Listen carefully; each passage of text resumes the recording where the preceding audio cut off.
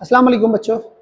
जो महाडीडी का 2024 का एक पेपर रह गया था, पेपर फर्स्ट का सीक्वेंस से मैंने रिकॉर्ड किए हैं, प्लेलिस्ट में आप जाके देखिए। बाकी सारे पेपर लगभग रिकॉर्ड हो चुके हैं, तो छूट गए थे तो रिकॉर्ड कर रहा हूँ उसको। तो 24 का छूट गया था, 2024 का ज़रूरी था, रिसेंटली था, इसलिए पहले ले लेना चाहिए था मैंने।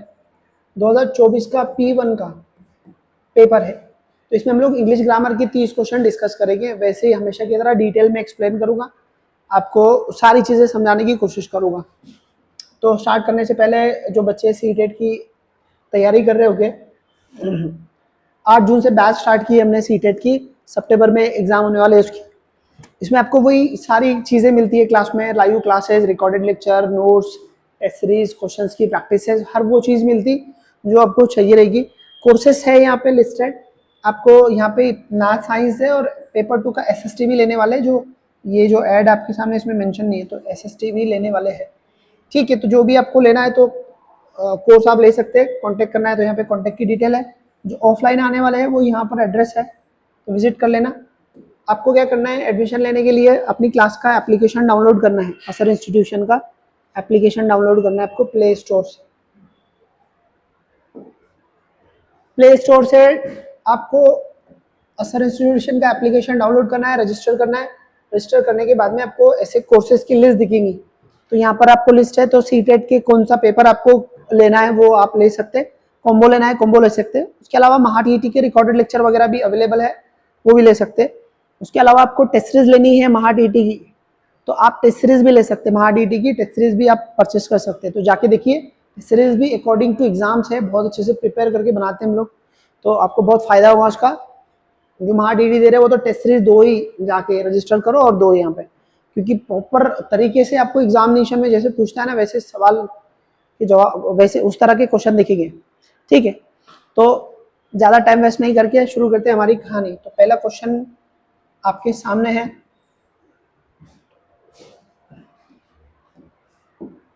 Choose most suitable one word, है ना। वन वर्ड आपको चूज करना है, किसके बदले चूज करना है। एन ओल्ड अनमैरिड वुमन, है ना। एन ओल्ड अनमैरिड वुमन को क्या बोलते हैं, तो उसको बोलते हैं स्पिंस्टर बोलते हैं ना। जो मतलब थोड़ी ज्यादा उम्र होगी और जिसकी शादी नहीं हुई ऐसी लड़की या औरत, उसको स्पिंस्टर बोलते हैं। बैचलर लड़के को बोलते हैं जो शादीशुदा नहीं है, ऐसे लड़के को बैचलर बोलते हैं। वीडियो आपको मालूम है, बेवा को बोलते हैं, आपको पता ही है। तो ये 3 टर्म एक से रिलेटेड है, तो इसमें आंसर आपको मालूम ही चाहिए कि स्पिंस्टर को बोलते हैं स्पेंस्टर, उसको बोलते हैं old and old unmarried woman को बोलते हैं। उसके बाद में यहाँ पर आपको और सवाल पूछ रहा है कि choose alternative which best express the meaning of given word, है ना।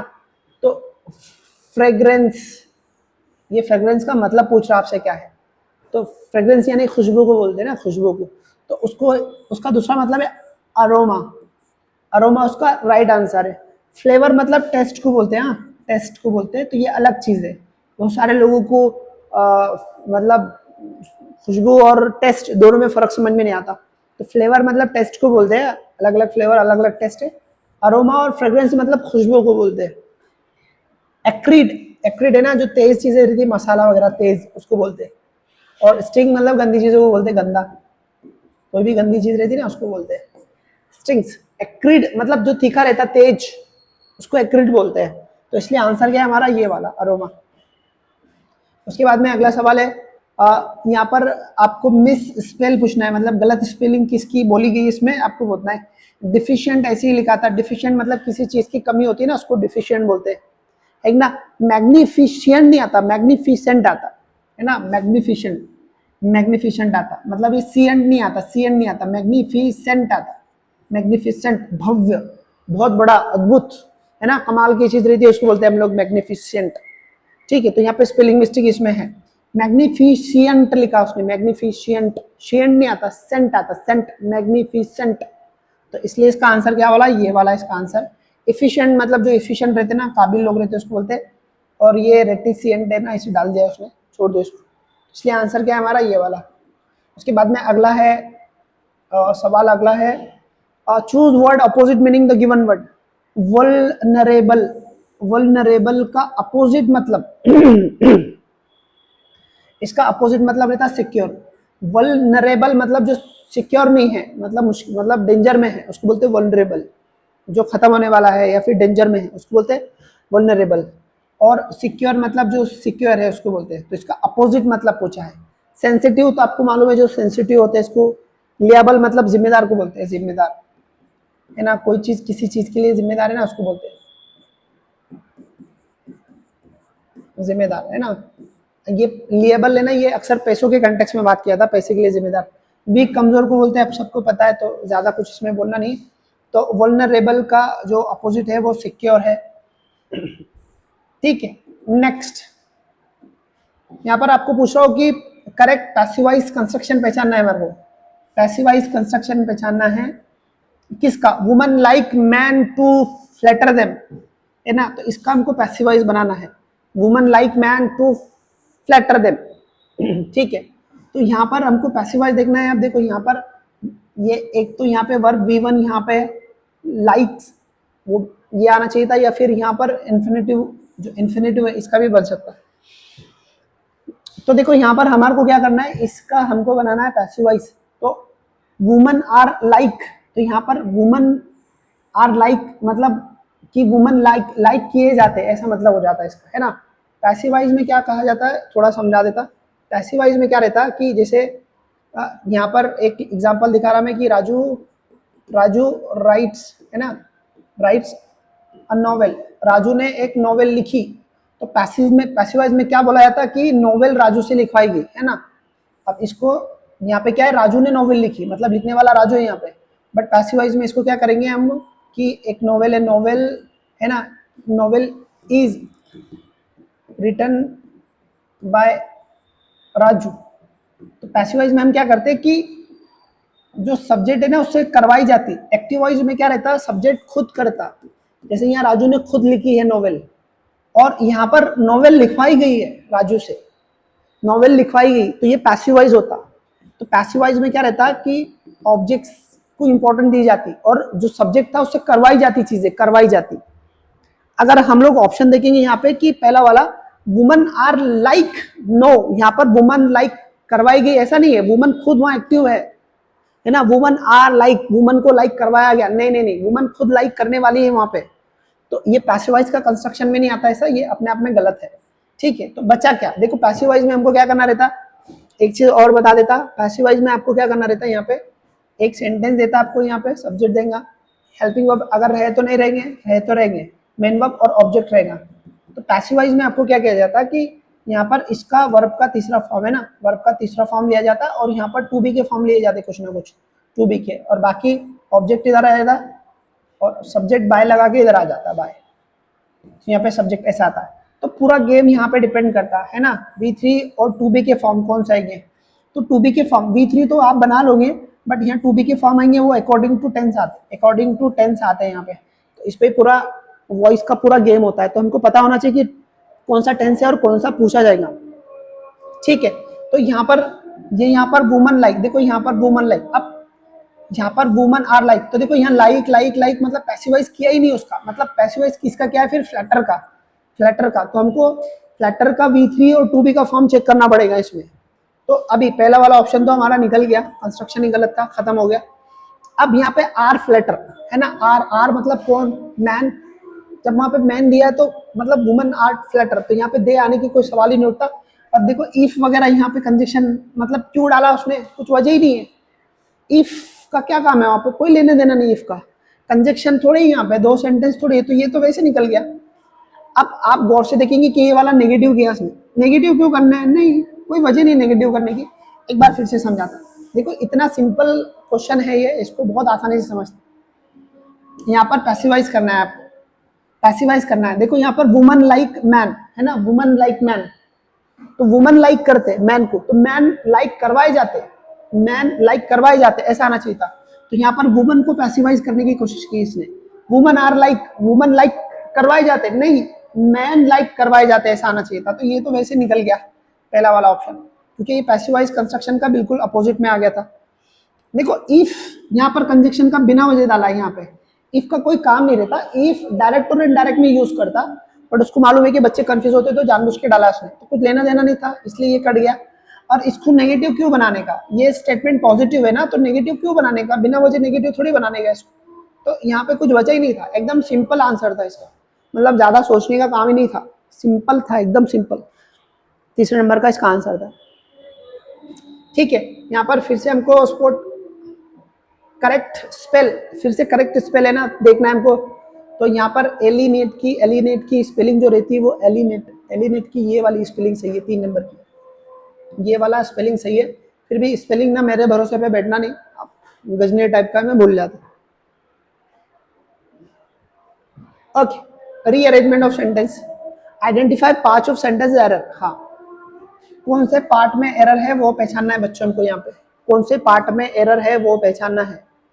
तो यहाँ पे लिखा है for the heaven's sake do me favour and do not ask me why I am not coming. देखो यहाँ पर ना, यहाँ पर ये जो है ना, तो सवालिया पैटर्न है, पूरी तरह से सवालिया पैटर्न है ना, सवालिया पैटर्न है, और इसको सवाल पूछना ही नहीं है ना। यहाँ पर ये जो कम्युनिकेट कर रहा है कि क्या बोल रहा हो, for the haven sec do not favour and do not ask मी, मुझसे पूछो मत कि मैं क्यों आ रहा हूं, है ना, मैं क्यों आ रहा हूं, मुझे पूछो मत।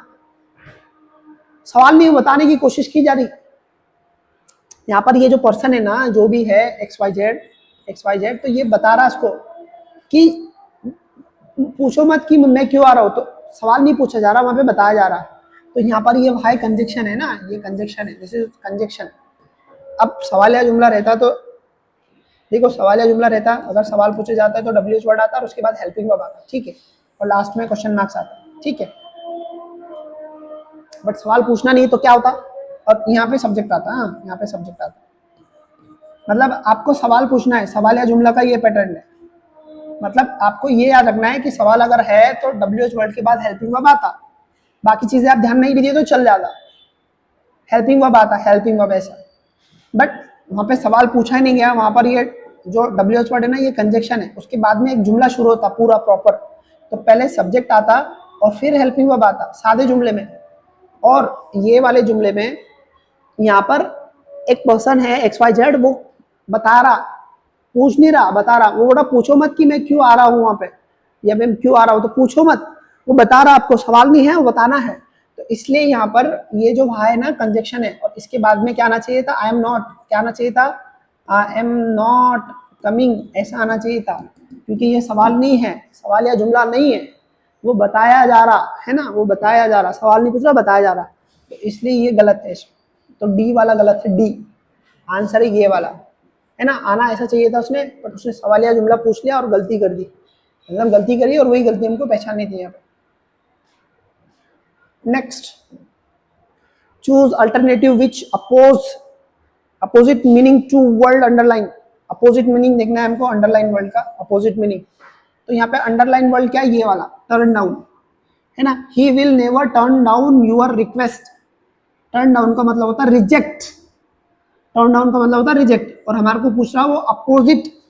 अपोजिट क्या आएगा इसका, एक्सेप्ट, क्या आएगा, एक्सेप्ट, उसका अपोजिट आएगा ना। He will never turn down your request, वो तुम्हारी रिक्वेस्ट रिजेक्ट नहीं करेगा, कभी नहीं करेगा, ऐसा मतलब है। बट हमारे को अपोजिट पूछ रहा है, इसका अपोजिट क्या आएगा, फिर एक्सेप्ट आएगा, क्योंकि इसका मतलब होता है रिजेक्ट, इसलिए आंसर वो वाला है, ठीक है। आगे बढ़ते हैं।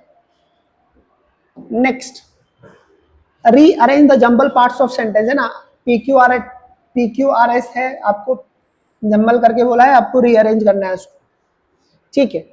देखो, आपको एक चीज याद रखनी है, पैरा जंबल में एक चीज याद रख लो, जब भी आपको पैरा जंबल के बारे में बात करेंगे, पैरा जंबल सेंटेंस, तो याद रखना ओपनिंग स्टेटमेंट बहुत की होता है। ओपनिंग स्टेटमेंट ओपनिंग स्टेटमेंट क्या आएगा, तो देखो ओपनिंग स्टेटमेंट हमेशा नाउन से शुरू होता, नाउन से। ओपनिंग स्टेटमेंट हमेशा नाउन से स्टार्ट होता, याद रखना, कोई ना कोई नाम से स्टार्ट होता, कभी कभी प्रोनाउन से होता। तो एक था ओपनिंग स्टेटमेंट नाउन से होता और इंट्रोडक्टरी रहता, इंट्रोडक्टरी, ठीक है। अब किससे स्टार्ट होता है उससे ज्यादा जरूरी समझना है कि किससे नहीं स्टार्ट होता। तो ये कभी वर्ब से स्टार्ट नहीं होता, हाँ इंपेरेटिव सेंटेंस रहा तो एक कंडीशन में होता, बाकी आमतौर पे नहीं होता, ठीक है। प्रीपोजिशन जितने भी होंगे, तो प्रीपोजिशन जितने भी है ना, ऑफ, दूसरा वाला ऑफ, है ना, बिफोर, आफ्टर, ऐसे प्रीपोजिशन से कभी स्टार्ट नहीं होता, हेल्पिंग वर्ब से कभी स्टार्ट नहीं होता, हेल्पिंग वर्ब से कभी स्टार्ट नहीं होता, ऐसे कंजक्शन से कभी स्टार्ट नहीं होता, कंजक्शन से, है ना। तो ऐसे बहुत सारे, मतलब ये मेन तो बता ही दिया मैंने आपको, तो इनसे कभी भी स्टेटमेंट स्टार्ट नहीं होता, ओपनिंग स्टेटमेंट। अब यहाँ इसको अप्लाई करके देखते हैं। देखो यहाँ पर ना ओपनिंग स्टेटमेंट किससे हो सकता है, यहाँ पे ऑफर है ना, ये प्रीपोजिशन है, इससे कोई भी ओपनिंग स्टेटमेंट नहीं होता। एट वर्ब है, इससे भी कभी भी कोई शुरुआत नहीं होती, शुरुआत हमेशा नाउन से होती। तो यहाँ पे लिख ले, और ड्रामा नाउन है और एन ऑडियंस, तो एक तो पी से शुरू की या फिर एस से शुरू की कहानी, ठीक है। अगर आप इसको और पढ़ेंगे, है ना, थोड़ा पढ़ेंगे ना इसको, तो drama is type acted out before an audience, है ना, तो मतलब यहाँ पर इनके बीच में लॉजिकल कनेक्शन है। आर के बाद पी कंफर्म आ रहा, तो इसका मतलब कि पी से स्टार्टिंग होने वाली है ही नहीं, 100% स्टार्टिंग होने वाली एस से, एस और आर पी का लॉजिकल कनेक्शन है। तो हम एस वाला ऑप्शन देखते हैं, ये गया, ये गया, यहाँ पर एस वाला ऑप्शन है, ये करेक्ट है, ये गया। अब इसको लॉजिकल कनेक्शन में बैठता क्या देख लेते हैं, आर और क्यू, सॉरी आर और पी सीक्वेंस में क्या देख लेते हैं, तो आर और पी सीक्वेंस में है दोनों, इसका मतलब 100% ये आंसर है, ज्यादा सोचने की जरूरत नहीं रहती। याद रखना, पैरा जंबल में हमेशा याद रखना, ओपनिंग स्टेटमेंट कौन सा है वो पहचानने की कोशिश करना, और उसको दूसरे से लॉजिकल कनेक्शन कनेक्ट करने का। कोई भी ऑप्शन आप लॉजिकली कनेक्ट हो गया तो खत्म कहानी, या फिर ओपनिंग स्टेटमेंट पहचान लिया आपने तो भी आपकी बात हो जाती। तो यहाँ पर एक बार फिर बता देता, देखो ओपनिंग स्टेटमेंट एक तो पी हो सकता था या एस, बट ये बहुत सिंपल टाइप का पूछा इसने, तो क्लियर समझ में आ रहा कि acted out before an audience, मतलब acted out before audience, audience के सामने एक्ट किया, तो इन दोनों के बीच में आर के बाद पी कंफर्म हो गया आना, तो फिर ये क्लियर हो गया कि एस से स्टार्टमेंट होने वाली है, इसलिए मैंने आंसर ये वाला किया। ज्यादा दिमाग लगाने का काम है क्या, नहीं। अब देखो मैं आपको पेपर सॉल्व करा रहा हूँ, तो कम टाइम में आपको ये सारी चीजें बताने की कोशिश करता, आराम से अगर समझे ना तो बहुत आसान सवाल होते हैं।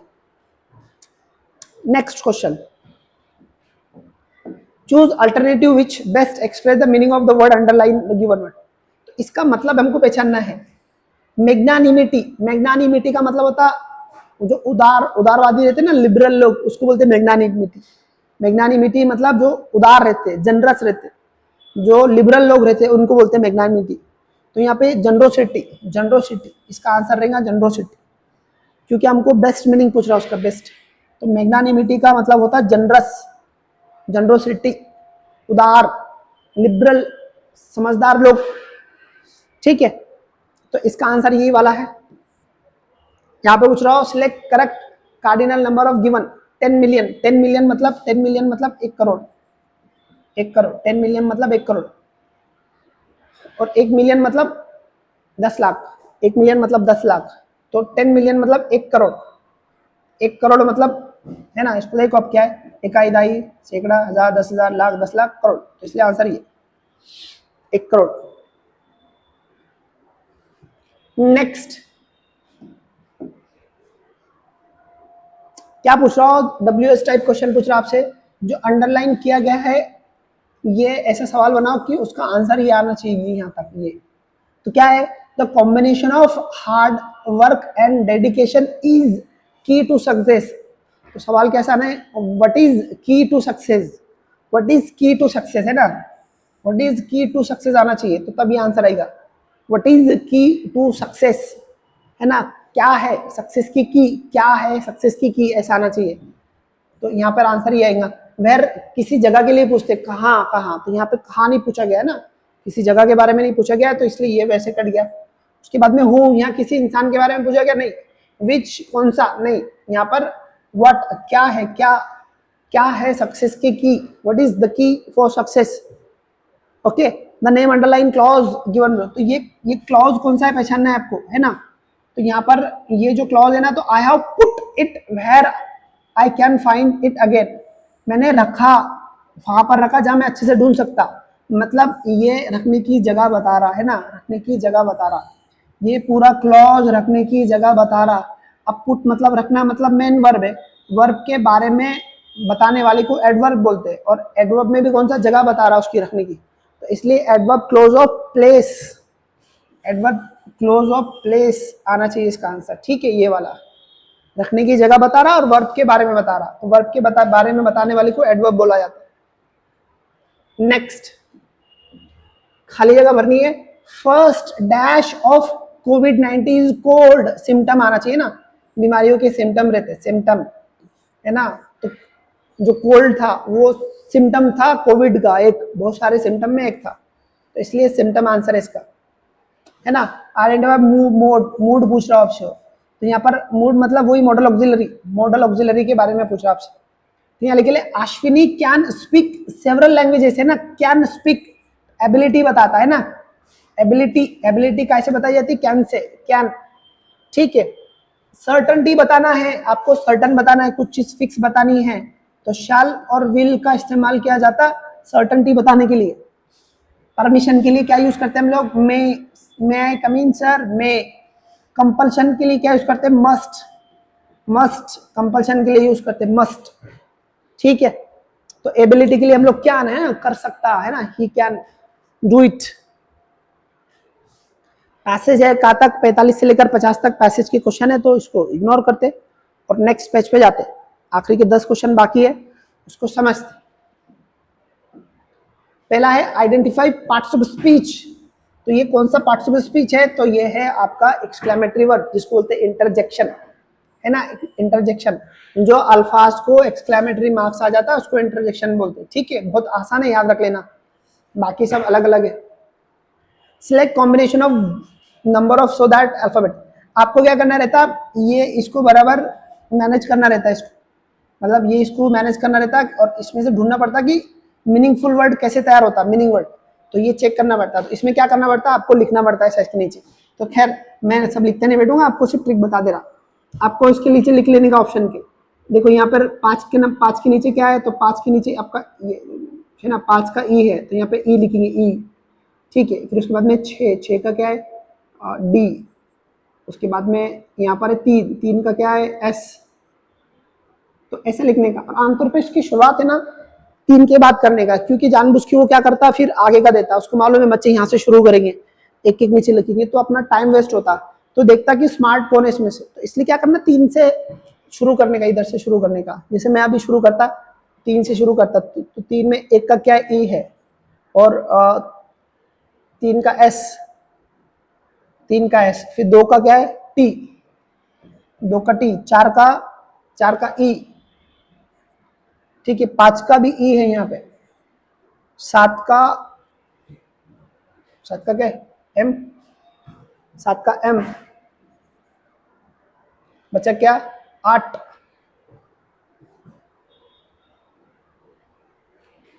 का ई, 6 का डी, 6 का डी, हाँ स्टीम हो गया, देखो तीसरा ही दिया उसने, स्टीम के बारे में पूछा उसने, मैंने देख के आया इसलिए कंफर्म हूँ, बट ऐसे चेक कर लेना प्रॉपर तरीके से, एक के नीचे एक करके चेक कर लेना, आंसर आ जाता है। और आमतौर पे 2 या 3 से शुरू करने का, पहले वाला आमतौर पे आंसर नहीं रहता, उसको मालूम है बच्चे एक एक चेक करेंगे और इधर टाइम वेस्ट करेंगे, तो वो आपका स्मार्टनेस चेक करना चाहता, तो इसलिए 2 या 3 नंबर से शुरू करना, चेक करना, ठीक है। यहाँ पे खाली जगह भरनी है। There is dash of lion, क्या है, lions roaming in the middle of forest, roaming, pride बोलते, प्राइड मतलब जो प्राइड रहता है, मतलब ये आपका कलेक्टिव नाउन है ना, प्राइड ऑफ लॉयन रहता, प्राइड मतलब झुंड, लॉयन की झुंड बोलते, प्राइड ऑफ, है ना। हर्ड किसकी रहती है, एलिफेंट की, हर्ड ऑफ एलिफेंट रहता है ना, herd of elephant. Flock of birds, flock of birds, band of musician, है ना, म्यूजिशियन। और प्राइड ऑफ एलिवन आता, कलेक्टिव नाउन है ना, कोई भी किताब में आपको एक पेज दिखेगा कलेक्टिव नाउन पे सवाल पूछता है आपको, और बहुत आसान रहते हैं, इसको रट के रख लेना एक बार। नेक्स्ट, आइडेंटिफाई टेंस, इसका टेंस पहचानना है आपको, तो यहाँ लिखे Harsh has been, Harsh has been, देखो ये मेन वर्ब है और V3 है, हैज बीन मतलब ये प्रेजेंट परफेक्ट टेंस है, present perfect tense, present perfect tense, हाँ कंफ्यूज मत होना। Choose correct alternative, fill in the blank, dash word to wise, a word है ना, a word to the voice, मतलब ए और द, मतलब 3 नंबर का, उसके बाद में नेक्स्ट क्वेश्चन है, the rich man travel all over the world by air, है ना, बाय एयर, किसी चीज से अगर ट्रैवल करे, by train, by air, by flight, by boat, by bike, by car, ऐसा बोलना पड़ता है, किसी से करे तो इसलिए बाय और ओवर और बाय। आइडेंटिफाई मिसमैच, लियोपर्ड लियोपर्डनेस बराबर है ना, मेल फीमेल देखना है, फॉक्स का विक्सन बराबर है, लॉयन का लॉयनेस भी बराबर है, चिकन का कॉक, नो, चिकन बच्चे को बोलते हैं ना, कॉक और हेन आना चाहिए था, हेन, हेन, कॉक और हेन आता है ना, ये मुर्गा और ये मुर्गी ऐसा आना चाहिए था, तो कॉक हेन आया था, तो मिसमैच बोलो ना, तो 4 नंबर का मिसमैच।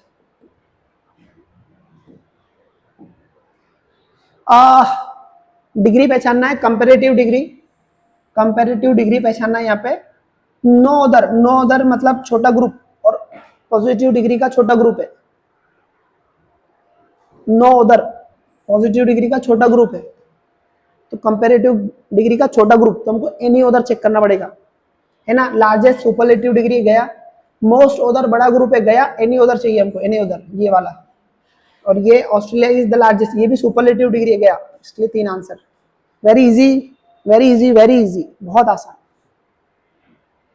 यहाँ पे पूछ रहा हो कि ही से I go to the gym every morning, ही से आपको कुछ नहीं करना है, यहाँ पर प्रेजेंट टेंस दिया तो आपका इसका टेंस बदलने की जरूरत नहीं है, सिर्फ कंजक्शन चेक करो और रिपोर्टिंग वर्ब बनाओ, तो ही सेज आएगा और रिपोर्ट कंजक्शन दैट आएगा, बाकी टेंस चेंज होना नहीं है, विल क्यों आएगा, विल नहीं आएगा, ना वेंट आएगा, ना वेंट आएगा, मतलब ये आंसर। देखो यहाँ पर ना टेंस डायरेक्ट और इनडायरेक्ट में हम क्या करते हैं, यहाँ पे लिख के आता ए सेड टू बी बराबर, और यहाँ पर एक आपको रिपोर्टिंग स्पीच देता, तो यहाँ पर अगर सेड आ गया, ठीक है, तो आपको यहाँ पे रिपोर्टिंग स्पीच चेक करना है जो भी है, तो फिर उसके बाद में कंजक्शन लेना है जो भी है, तो और फिर आपको यहाँ पे टेंस चेंज करना पड़ता है, टेंस क्यों टेंस चेंज करना पड़ता है, क्योंकि ये पास्ट है, पास्ट है, बट अगर यहाँ पर आपको एस यहाँ पर लिखा है, एस से लिखा है, एस से, है ना, टू बी, ठीक है, और यहाँ पर कुछ लिखा है ऐसा, तो आपको क्या करना रहता है, यहाँ पर सिर्फ रिपोर्टिंग वर्ब चेंज करो, यहाँ पे कंजक्शन चेंज करो, टेंस चेंज करना नहीं पड़ता, बिकॉज यहाँ पे से आ गया, तो यहाँ पर प्रेजेंट टेंस ही रहता अक्सर, टेंस बदलने की जरूरत नहीं पड़ती यहाँ पे, तो अब यहाँ पर से आ गया था ना, से, तो प्रेजेंट टेंस था यहाँ पे, तो यहाँ पर हमको टेंस बदलने की जरूरत ही नहीं थी, तो यहाँ पे विल आना नहीं चाहिए था, आया, वेंट नहीं आना चाहिए था, आया, यहाँ पे भी वेंट नहीं आना चाहिए था, आया, तो इसलिए मुझे कुछ देखना ही नहीं है, बस आंख बंद करके 4 नंबर को मारना है, भागना है। लास्ट क्वेश्चन है ना, choose correct simple tense, sorry simple sentence choose करना है हमको, if you are not Indian, है ना, if you are not Indian you can not be admitted, अगर आप इंडियन नहीं है तो आपको एडमिट किया नहीं जा सकता, तो यहाँ पर देखो, यहाँ पर ये बट का आ गया, तो ये कंपाउंड सेंटेंस हो गया, ये क्या हो गया, ये कंपाउंड सेंटेंस हो गया, तो ये आंसर आ ही नहीं सकता। उसके बाद में यहाँ पर ओनली इंडियंस आर, है ना, ठीक है, ओनली इंडियंस आर एडमिटेड, है ना, इंडियन अलोन मस्ट, देखो मस्ट इसका मीनिंग चेंज करता है, इसलिए ये नहीं ना, none but Indians should be admitted, तो यहाँ पर ये भी एक सादा जुमला है, सिंपल सेंटेंस है, और एक ये भी है, बट अब लेना कौन सा है, ओनली इंडियंस के बारे में नहीं बोला उसने, पर if you are not Indian मतलब दूसरे नहीं बट इंडियन लेना है, तो मतलब यही सही रहेगा उसका आंसर, 3 नंबर का, ठीक है। तो यहाँ पे हमारा 2024 का पेपर हो गया, कुछ डाउट्स है, कुछ प्रॉब्लम है तो कमेंट में बताइए, जल्दी मिलते हैं नेक्स्ट वीडियो में, अल्लाह हाफिज़।